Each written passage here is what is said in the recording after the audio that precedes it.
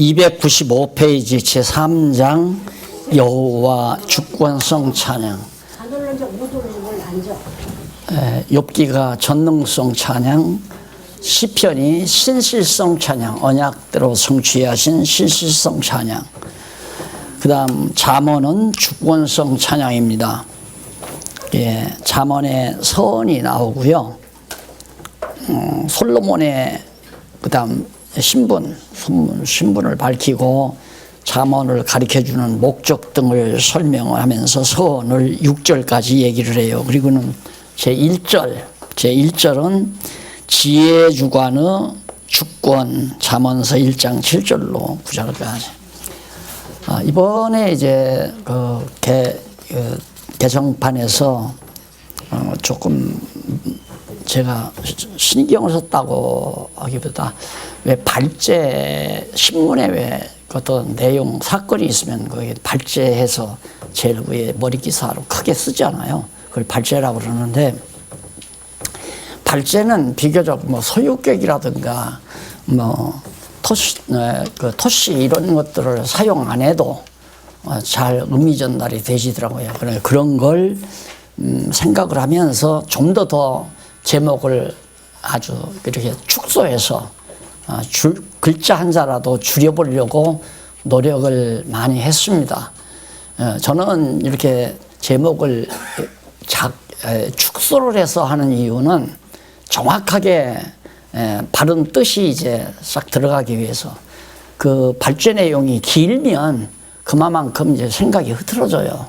그래서 발제 내용은 간단할수록 좋고, 분명히 이제 확실한 개념을 가지고 있는 용어, 단어만 딱딱 정리를 해주면 훨씬 더 좋은 것 같아서 그렇게 정리를 했습니다. 그래서 지혜 주관, 지혜를 주관하는 주권, 이렇게 할 수도 있죠. 지혜를 주관하는 주권, 이렇게 할 수도 있지만 제목이 길어지잖아요. 그러니까 지혜를 주관하는 주권이 바로 찬양 전체 잠언서의 1장에서부터 1장 7절로부터 9장까지다. 지혜를 누가 주관하는가, 그 주권인자가 있다. 그래서 넘어가 보면 지혜를 얻는 잠언. 여러분, 지혜하면 여기를 생각하면 됩니다. 이 지혜. 하나님의 작정하신 그 뜻, 작정하신 내용 자체가 하나님의 지혜의 보고입니다. 이렇게 하나님께서 지혜로 작정을 해놓고 그 지혜대로 지금 계시세계를 펼친 거, 이렇게 생각을 하시면 지혜의 원천은 하나님이라는 걸 알 수 있죠. 그래서 예수 그리스도는 하늘의 지혜자로 오셨다 하는 말도 다 연관이 되지는 겁니다. 그래서 지혜는 하나님의 지혜, 그 지혜를 하나님이 주관한다. 그러면 이 잠언은 솔로몬이 하나님을 찬양한 거거든요. 솔로몬이 여호와 하나님을 찬양했는데 뭘? 하나님의 주권을 찬양했어요. 그럼 무슨 주권이냐? 하나님이 지혜를 주관하는 주권을 가지고 계시다, 여호와께서. 그걸 찬양하는 것이 1장 7절로부터 8장까지예요. 그러니까 그것만 정확하게 알면 그 내용은 읽기만 해도 줄줄줄줄 그 의미를 파악할 수 있게끔 돼 있어요. 그럼 솔로몬이 왜 그렇게 했는가? 솔로몬이 이 지혜서를 누구를 향해서 가르쳐 줬느냐면 아들 르호보암이라고 하는 아들을 향해서 가르쳐 준 내용이에요. 그러면 르호보암은 누구냐면 자기 뒤를 위해서 왕 될 사람이거든요. 근데 자기가 왕이 됐을 때 하나님께서 갑자기 밤에 나타나셔서 너 무엇을 원하느냐, 내가 너 원하는 거 뭐든지 줄 테니까 나한테 요구해라. 그러니까 솔로몬이 있다가 하나님이요, 솔로몬은 왕 되려고 꿈도 안 꿨잖아요. 원래 하나님만 정해놓은 거지. 그런데 아도니아라고 하는 큰 본처의 아들은 왕이 되려고 와야 저 아버지 돌아가시지 않았는데 만세 부른 놈이지만 솔로몬은 생각도 안 했어요. 그런데 하나님께서 갑자기 다윗을 통해서 솔로몬을 왕을 삼으니까 솔로몬이 있다가 하나님께, 하나님이요, 내가 어떻게 이 백성을 다스립니까? 하나님의 백성들을. 그러니 하나님 나에게 이 백성을 맡기셨으면 이 백성들을 잘 다스릴 수 있는 지혜를 주세요 하고 지혜를 딱 하나 구했어요. 이 지혜를. 그러니까 이 지혜를 구했단 말은 하나님이 창세전에 작정하신 그 뜻이 무엇입니까? 라고 하는 것을 알려달라는 말과도 같은 거죠. 지혜달라는 말은. 그러면 이 모든 피조세계의 이치를 이스라엘 백성 국가에 대한 존재 의미와 존재 가치 또한 존재 방법, 통치 방법 이거 다 나올 거 아니에요. 하나님의 지혜가 여기 드러나게 돼 있으니까. 그러니까 솔로몬이 하나님 앞에 지혜를 달라는 말은 이 백성을 하나님의 뜻대로 잘 다스릴 수 있는 지혜를 달라 그 말이죠. 그러니까 목회도 마찬가지예요. 목회도 예수 그리스도께서 하늘의 지혜자로 오셔서 교회를 하늘의 지혜로 다스려가는 거예요. 그 지혜로 다스려가는 것이 성령의 감동으로 성도들에게 역사하는데 목사가 있다가 자기 좋은 대로 자기 생각대로 아무개 집사님이 이거 하고 아무개 집사님이 이거 하고 자기 사촌이 와 있으면 사촌한테 돈 맡기고 교회 돈 연보 다 들어오는 거 교회 재정위원장 사촌 동생한테 딱 맡기고 그래서 장안동에서 이제 너무 초라하게 시작할 때 제 바로 밑에 동생이 왔었어요. 의정부에 있는 대학에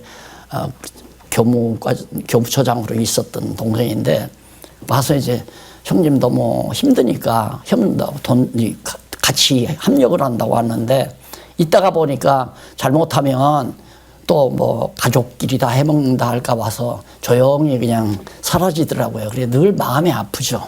나간 다음에는 공부를 못 하잖아요. 그래서 얼마 후에 만나서 들어보니까 성경신학은 그림자는 좀 남아있는데 영 멀어요. 어디 나가서니까 영락교회 나간다고 그러더라. 영락교회.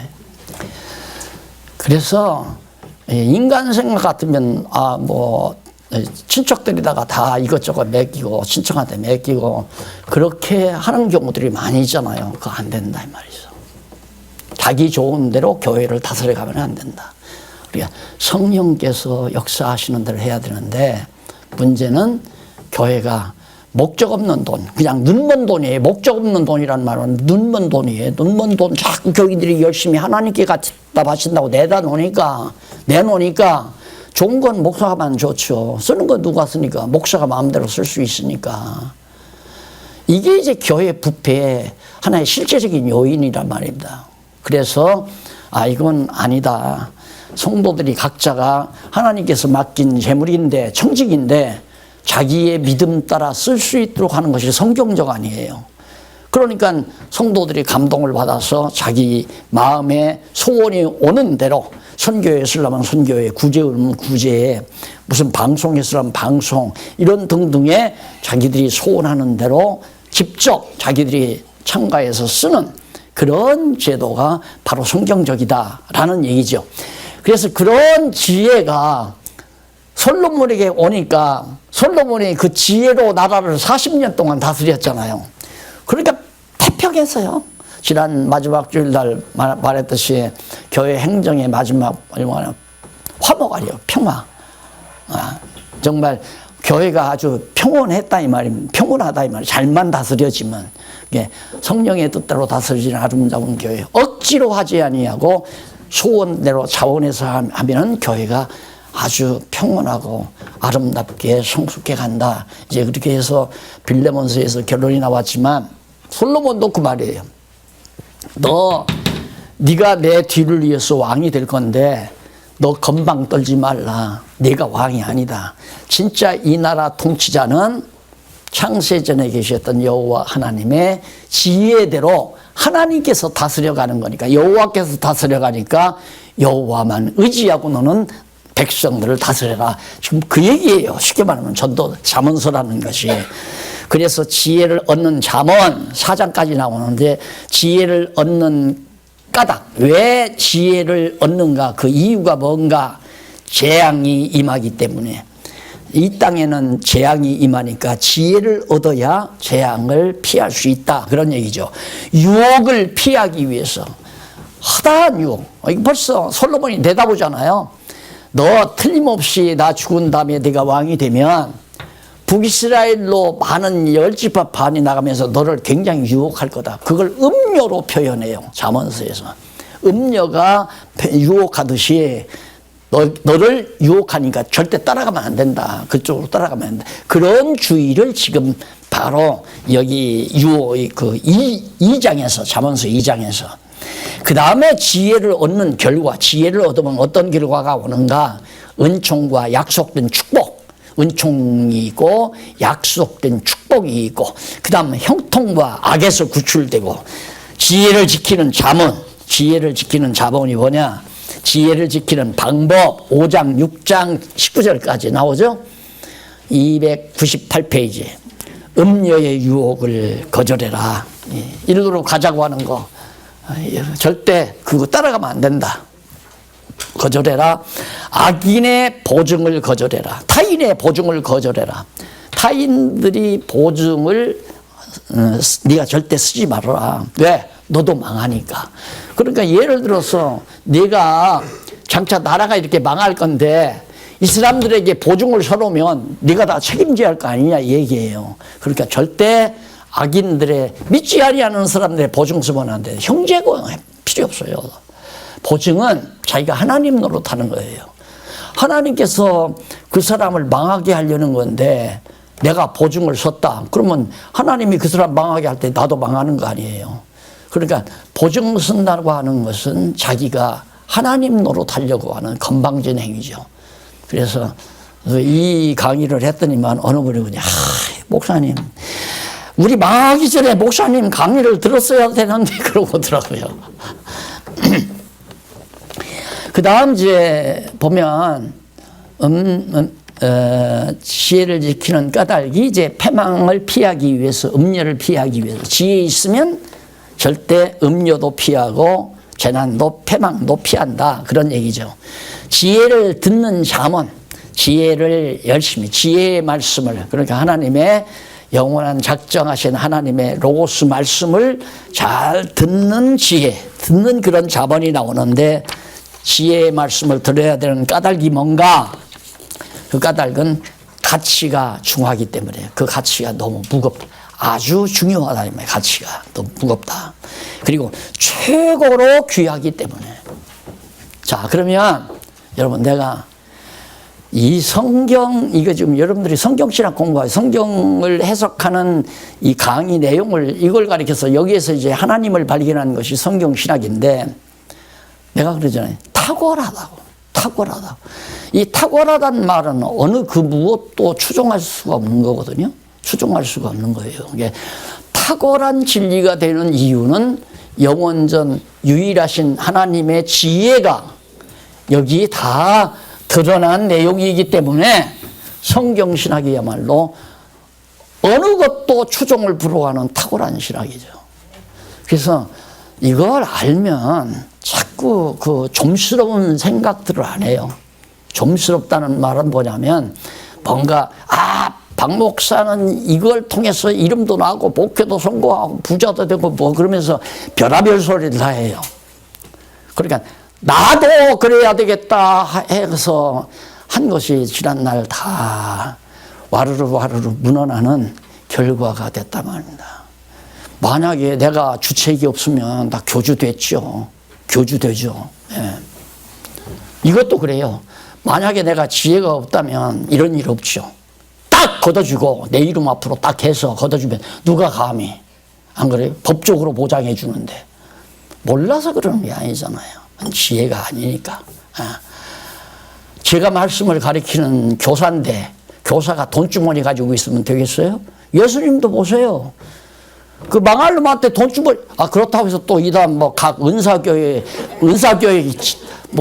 양육교회 재정 담당 안 한다고 하면 안 돼요. 가련유다하고는 다른 거니까 잠시 보관해서 그냥 봉사해 주는 거니까 가련유다하고는 다르죠. 돈주머니 맡겨서 그런 걸 망하게 하잖아요. 바울은 그러니까 돈주머니 안 받고 나는 안 만진다. 너희들이 구제용부에서 너희들이 가지고 가라. 왜? 돈에는 마귀가 마귀 새끼가 가장 많이 붙어 있는 게 돈이에요. 돈만 조심해도 마귀를 거절할 수 있는 지혜가 오는 거죠. 돈만 지면 정말 지혜롭지 않으면 안 돼요. 정말 지혜롭지 않으면. 그래서 모든 성도가 합력해서 마음을 모아 그냥 목적연보 해가지고 딱 써버리면 돈 모아 있는 거 없잖아요. 돈이 모아놓으면 이제 마귀가 득실되지만은 돈을 아름다운 선한 일에 써버리면 마귀가 붙을 곳이 없죠. 그래서 여기 지혜를 듣게 되면 지혜가 왜냐면 최고로 귀하기 때문에 이걸 들어야 한다. 이런 책은 없어요. 그러니까 내 욕심 같아서는 이제 10여 살 남짓된 놈들한테 그냥 이걸 그냥 어떻게 좀 알아듣기 쉽게 잘 가르쳐 줬으면 쓰겠는데 10여 살 넘으니까 안 되더라고요. 딱 듣는 척 해도 지 생각 다 하고 있어요. 안 돼요. 이 성경만 딱 알고 있으면 최고로 귀하다니까요. 바다에서도 찾을 수 없고 강바닥에 들어가서도 뭐 공중에 올라가도 찾을 수 없고 이 지혜의 근거는 도저히 찾을 수 없는 게 지혜인데 하나님께서 그 영원한 지혜를 계시 세계를 통해서 드러냈으니까 이 계시를 하신 성경을 알면 하나님의 지혜를 알잖아요. 그래서 사도 바울이 그걸 깨닫고 깊도다 하나님의 지혜와 지식에 부요하며 와 정말 그 지혜가 깊다. 인간으로서는 상상할 수 없는 지혜가 이 속에 담겨 있다 이 말이에요. 그게 잠언서에 지금 나타나는 거거든요. 너 들어라 그 말이에요. 그러면서 지혜를 들은 결국이 어떻게 되냐면 어리석은 자를 훈계할 수 있고 지혜를 더하는 훈계를 남에게 해줄 수 있다. 지혜가 없으면 훈계가 안 되죠. 결국 도덕적이고 윤리적인 훈계를 할 수 있죠. 너 인마 부모님에게 그렇게 잘 못하면 안 돼. 이런 도덕적 훈계는 하지만은 생명의 말씀으로서의 훈계는 불가능하다. 그러면 내가 지금 여러분에게 가르칠 때 내가 여러분들에게 훈계하는 게 아니잖아요. 지혜의 말씀을 가르치니까 이 지혜의 말씀이 우리 듣는 우리에게 다 훈계가 된다면 아 이러면 안 되겠구나 저러면 안 되겠구나 이렇게 훈계가 와서 내 삶이 변하고 내 생활이 변하고 생각이 바뀌어지는 그런 인간혁명이 가능해진다는 얘기입니다. 그 다음 제2절 왕가 설립의 주권 지혜만 주관하는 게 아니라 왕가도 이게 왕가 아니에요. 다윗 왕가. 하나님이 이 모두를 이스라엘 다윗 왕국을 주관하시는 모든 지혜도 하나님이 주관하시고 다윗 왕가도 하나님이 주관하신다. 이거 다 아는 얘기 아니에요. 그래서 왕가 설립의 잠언, 왕가 아들의 명칭, 왕가 아들의 명칭. 에? 그랬어요? 야, 왕가 설립의 주권이 잠언 10장에서부터 22장 16절까지거든요. 근데 그 가운데서 왕가 설립의 잠언, 왕가를 설립하는 잠언의 말씀이 10장에서 15장인데 첫 번째로 한쪽 가로 1번 왕가 아들의 명철, 왕가의 아들 그러니까 다윗의 아들 솔로몬의 아들 로보암 그러니까 특히 너 아들로서 가져야 될 명쾌한 아들의 명철. 명철은 뭐냐면 지혜가 밝혀지는 걸 지혜에 대한 밝음. 아주 밝히 깨닫는 것을 명철이라고 그러거든요. 지혜를 밝히 깨닫는 걸 명철이라고 그러는데 왕과 아들은 명철해야 되죠. 지혜를 깨달아서 명철해야 나라를 바르게 하나님의 뜻대로 다스리는 거니까. 그 다음 명쾌한 재판을 할 수 있어요. 판결. 그 다음 결과를 확정한 명철. 확실히 옳고 그름을 밝혀내는 의인과 악인을 밝혀내고 그 다음 왕과 아들의 판결 재판. 왕은 잘 재판을 해야 되잖아요. 그러니까 왕 제 마음대로 제 생각대로 재판하는 게 아니라 하나님의 지혜로 하나님이 이렇게 하면 좋고 저렇게 하면 틀리다. 이렇게 판결을 해야 돼요. 그러니까 북이스라엘로 가는 건 아니다. 그대로 다윗 왕가를 지켜야 된다. 왜? 이것이 다윗에게 언약한 언약의 말씀이시니까 너는 비록 사람 보기에는 연약하다 할지라도 이걸 잘 지켜라. 다른 데로 가지 말고 이제 이런 얘기예요. 그 다음에 이제 왕가들 판결, 그다음에 선악 판결, 선악 훈계 뭐 나오죠. 왕가들의 지혜, 그 다음 그 지혜는 형통을 분석하는 지혜, 형통이 뭔지, 그 다음 행위의 결과를 분석하는 결과, 지혜, 행위의 결과, 행동을 분석하고 그 행위의 결과를 분석하는 지혜가, 그러니까 백성들을 다스리다 보면 그들의 행동과 행위를 하나하나 분석해서 옳고 그름을 재판을 해줘야 되기 때문에, 그 다음 16장에서부터 22장 16절까지는 아들에 대한 잠언입니다. 이제 구체적으로 여호와 의지의 훈계, 아들에게 뭐가 여호와를 의지하는 것이 지혜의 근본이다. 그나마죠.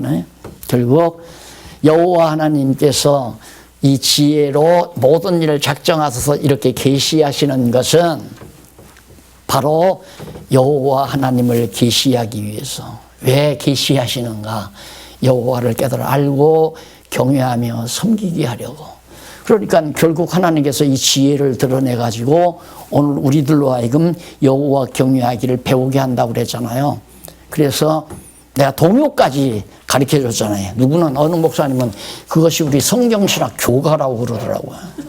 우리 집에 왜 왔니. 성경신학 공부하러 왔단다. 무슨 공부하러 왔느냐. 성경신학 공부하러 왔단다. 이게 바로 성경신학 교과래요. 어느 목사님이 만들어놨어요. 맞잖아요. 예. 이걸 깨닫고 나면 세상에 낙심할 일이 뭐 있어요? 안 그래요? 잘 돼도 자만하지 아니하고 못 돼도 낙심하지 아니하고 결국 잘 되는 일, 우리 생각에 잘 되는 일, 못 되는 일 모두가 다 여호와 하나님 경외하는 지혜의 근본이에요.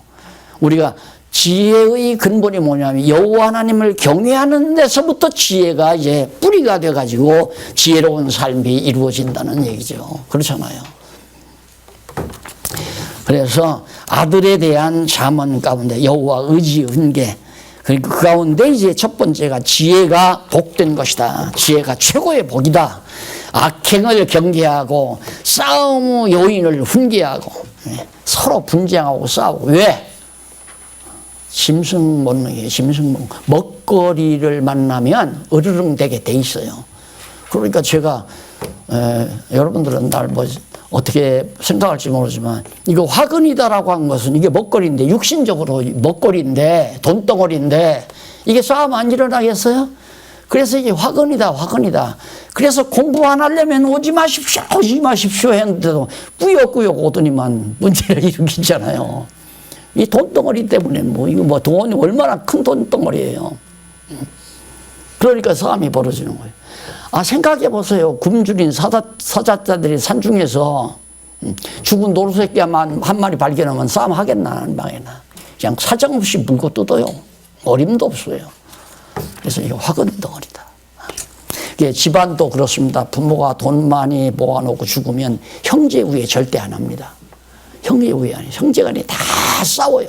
재벌들 아들들 보십시오. 얼마나 서로 싸워 분노하는가. 왜? 이게 죽은 노루새끼나 같은 거니까. 이 세상 재물이라는 게. 그래서 다윗이 너무 부하게도 마옵시고 너무 가난하게도 마옵소서. 이 기도는 지혜자 아니면 그런 기도 못하죠. 안 그래요? 먹을 것과 입을 것이 있은즉 족한 줄 알라. 그건 성경이 안 얘기고 나는 먹을 거 입을 것으로는 족하지 못해. 그래도 지방에 땅덩어리가 한 20-30만 평 있어야 되고 2-3만 평이라도 있어야 되고 어디 별장 정도 하나는 있어야 되고 승용차도 외제 고급 승용차 한 대는 있어야 되고 많이 하세요. 그건 지혜가 아니라 이 말입니다. 항상 돈 생각만 하게 되면 지혜가 흐려지죠. 하나님의 뜻을 생각되겠어요? 그래서 성경에 재물과 하나님을 겸하여 섬기지 못한다. 재물은 하나님을 경외하는 일을 자꾸 방해를 해요. 여러분 당장 은행에 가서 통장을 보는 순간 아이고 돈 많이 모아졌네 하는 사람 있고 아이고 이거 다 써가지고 이제 조금 있으면 돈 바닥나겠네. 많다고 하는 사람은 와 걱정 없다 이 생각을 할 거고 이제 곧 통장 바닥나겠다면 걱정이 올 거고 이건 벌써 여호와 하나님 경외하는 거 아니잖아요. 예? 근데 그런 유혹을 우리들이 다 받고 사는 거예요. 돈 때문에. 그래서 나는 돈을 안 만져서 오늘 또 말씀 전하고 있는데 김여숙이는 통장만 만지다 보니까 오늘 장례 치르러 가고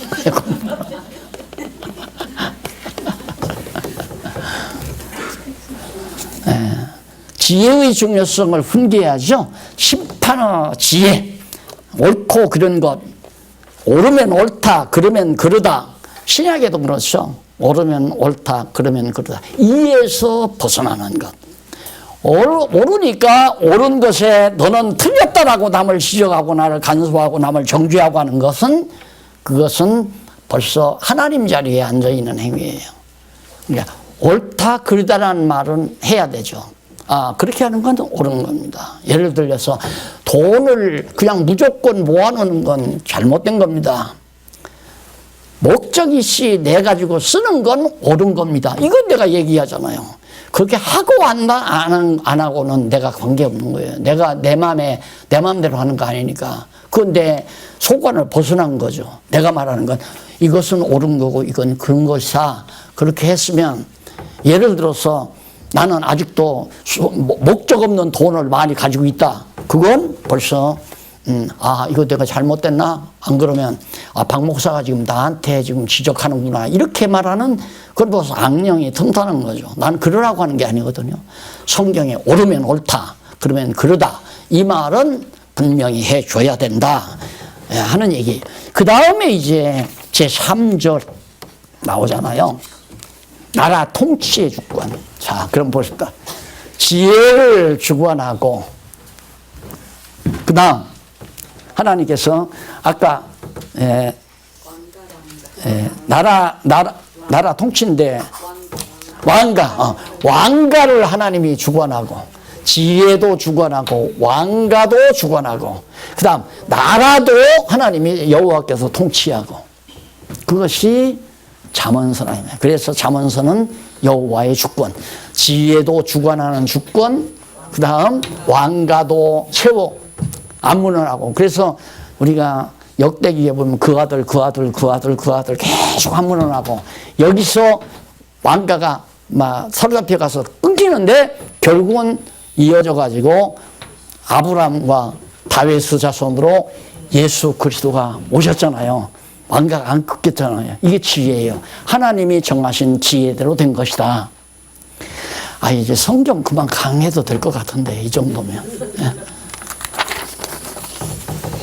그다음 나라 통치의 잠언 이것이 이제 27장까지 나오는데 통치는 이미 역사서에서 우리가 다 배운 건데 통치에 대한 훈계, 왕가를 세우는 훈계, 지혜의 통치를 훈계, 경계에 대한 훈계. 뭘 경계하는?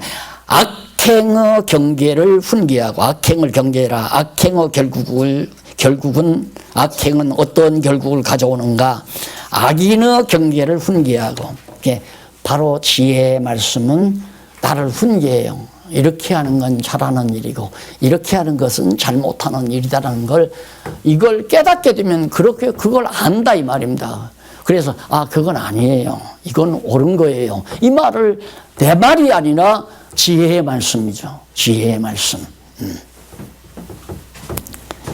그러니까 솔로몬이 그걸 깨닫는데 하나님께서 그냥 지혜를 고구마 마냥 덥석 머릿속에다 집어넣은 게 아니에요. 다 해봐요. 해보는 것이 어디 나타나느냐면 이제 나라의 형통 잠언 끝나고 나서 하십시다. 28장에서부터 31장까지 나라 형통의 잠언이 나와요. 나라 형통의 요소가 뭐냐? 요소는 의로운 통치자. 그다음 견고한 나라의 조건. 나라가 어떻게 하면 견고하고 어떻게 하면 의로운 통치자. 여호와 잘 경유하는 통치자는 아들은 아름답게 나라를 다스린다. 그런 얘기죠. 의로운 통치자는 물론 예수 그리스도가 궁극적으로 의로운 통치자고 나라가 견고해진다. 무너나지 않는다. 결국 예수 그리스도께서 다스리는 하나님의 나라는 영원토록 견고하게 무너지지 아니하고 정말 세워지게 된다. 그런 의미를 다 그 다음에 이제 마지막에 다른 어떤 잠언과 경고 훈계가 나오는데 아굴이라는 사람의 잠언도 나오고 황후, 경고, 황후를 갖다가 황후의 경고를 훈계하는 그런 내용도 나오고 그렇게 해서 이제 잠언이 끝이 나요. 그런 다음에 이제 전도서가 나오는데 아까도 말했지만 이렇게 하나님께서 이런 지혜를 솔로몬에게 주겠다고 언약하시고 솔로몬이 지혜를 주는 방법이 뭐냐면 전도서예요. 솔로몬이 지혜를 얻게 되는 방법이 이게 실습을 시키는 거죠. 지혜 준다고 언약해 놓고 여호와를 경외하는 것이 최고의 지혜의 근본임을 깨닫게 하기 위해서 전도서에서 솔로몬으로 하여금 헛된 일을 실컷 해보도록 만들어요. 헛된 일을. 이 세상에서 되어지는 모든 일이 헛되고 또 헛되다는 말을 깨닫도록 하나님께서 그것이 무익한 사물을 찬양하는 내용이 전도서 1장에서부터 7장까지 나와요. 무익한 사물을 찬양해요. 이 세상 모든 만사가 다 무익하다. 만사가 무익한 이유, 왜 무익한가? 전도서 1장, 2장. 수고가 헛되어 무익하고 생존이 헛되어 무익하고 이 땅에서 땀 흘리고 수고해서 돈 벌어 쌓아놓고 집 짓고 그냥 재산 모으고 하는 것이 다 헛되다. 그렇게 또 살아있는 것 자체도 헛되다. 왜? 죽으니까. 인간이 죽으면 다 헛된 것이다. 무슨 유익이겠느냐. 그래서 솔로몬은 만사가 무익한 실제를 얘기해요. 왜 이 땅 위에서 되어지는 모든 만사가 다 무익한가? 인간이 무익한 건 죽기 때문이고 만사가 무익한 것도 역시 죽고 망하고 없어지기 때문에 목적을 모르는 인생. 도대체 왜 나는 살아야 되는가? 이 왜를 모르니까 무익한 거 아니냐? 근데 이거 지금 현대 세속학문에서는 묻지 말라 이거예요. 왜 살아야 되느냐? 그건 답이 없다. 그러니까 묻지 말라. 이것이 이제 세속학문이 지금 강조하고 있는 요즘 세대에. 그럼 왜 살아? 너 살 먹고 잘 살고 행복하기 위해서 산다. 그렇게 생각하고 살아라. 그래서 돈뿐이에요. 그냥 모든 정치도 돈, 문화도 돈, 모든 것이 돈.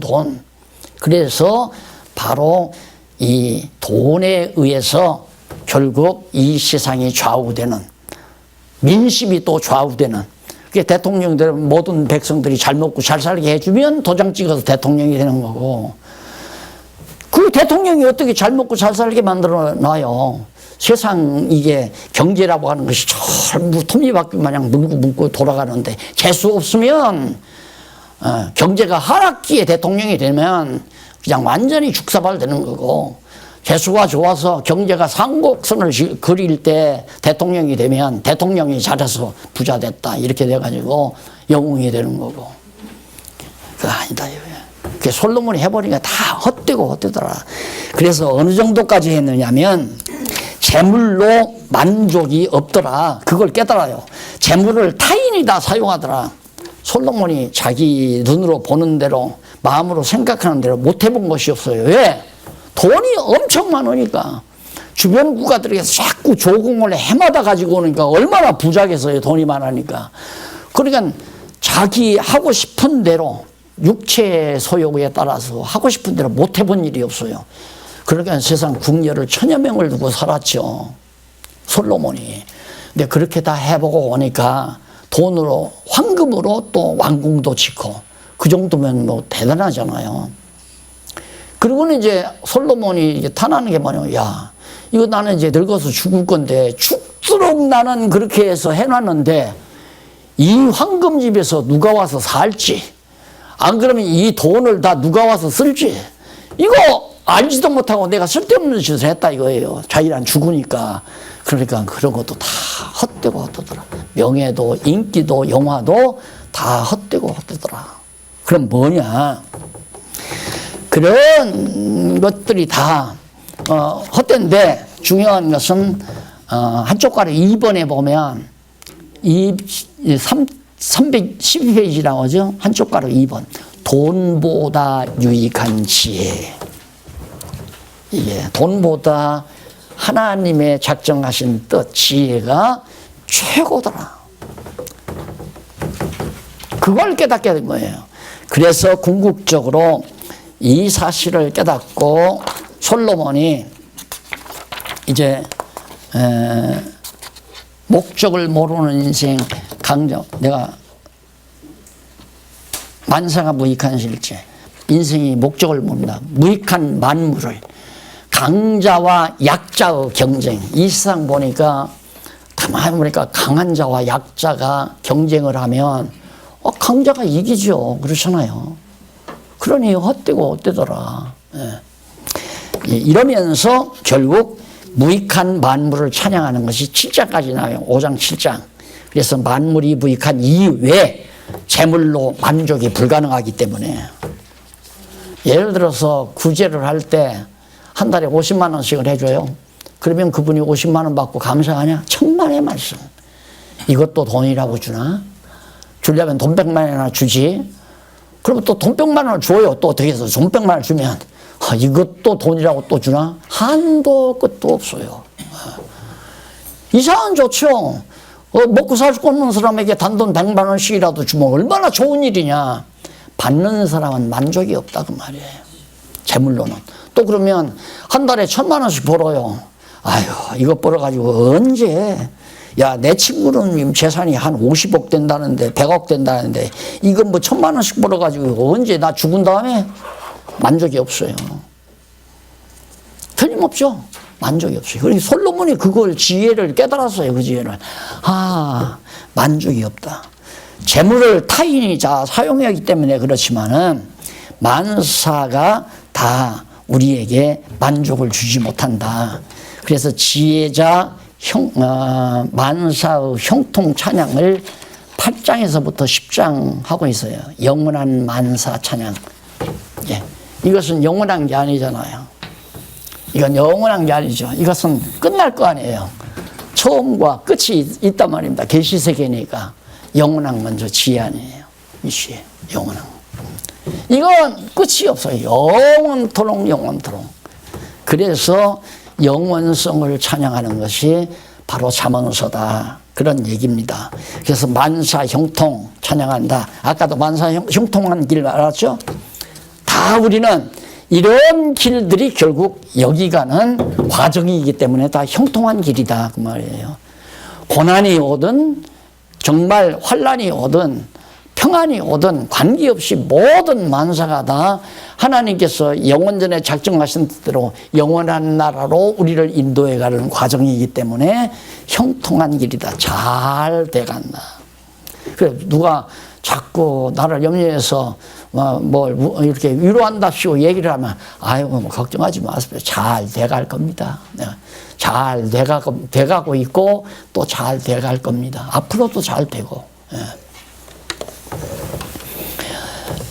그래서 재물 영원한 만사 찬양이 나오고요. 지혜자 형통 이후에 능력이 있어서 형통하다. 지혜는 능력이 있어서 형통해요. 그 다음 분복이 있어서 형통하다. 이미 언약되어 있잖아요. 복이 언약이 되어 있기 때문에 형통하게 되어 있죠. 지혜자 형통 실제 어떻게 형통한가? 사람의 능력을 초월해요. 인간의 능력을 초월하고 나라를 복되게 통치한다. 이스라엘 나라 아주 복되게 잘 통치해 갈 수 있다. 이것이 바로 지혜자 형통의 실제 내용이죠.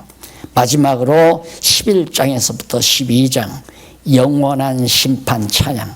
영원한 심판을 심판에 대해서 하나님 찬양하는데 그게 뭐냐면 심판에 대한 경고, 심판에 대한 확증 그러는데 결국 여기서 마지막 설명하는 것이 뭐냐면 여호와 경외하는 것이 이 인간의 제일 되는 본분이 무엇이냐? 여호와를 경외하는 것이 인간의 최고의 본분이다. 이걸 솔로몬이 이제 마지막으로 깨닫는 거예요. 바로 이거예요. 결국 하나님의 영원한 작정 섭리의 지혜는 여호와 경외하기를 가르치기 위해서 저 지혜로 계획된 대로 역사를 진행해 가기 때문에 결국 하나님의 지혜를 배웠으면 인간의 제일 되는 본분은 여호와 경외하는 것이 인간의 최고의 본분이다. 그럼 우리가 부자 됐을 때나 가난했을 때나 병들었을 때나 건강할 때나 어떤 때를 막론하고 그 상황에 우리의 마음을 뺏기지 말고 여호와 하나님만 경외하는, 자, 이것이 하나님의 영원성 찬양이었다. 그 다음에 이제 넘어가서 아가서가 하나 남았습니다. 간단히 정리하고 점심 식사하시겠습니다. 제5장 여호와 자비성 찬양입니다. 316페이지 제5장 여호와 자비성 찬양.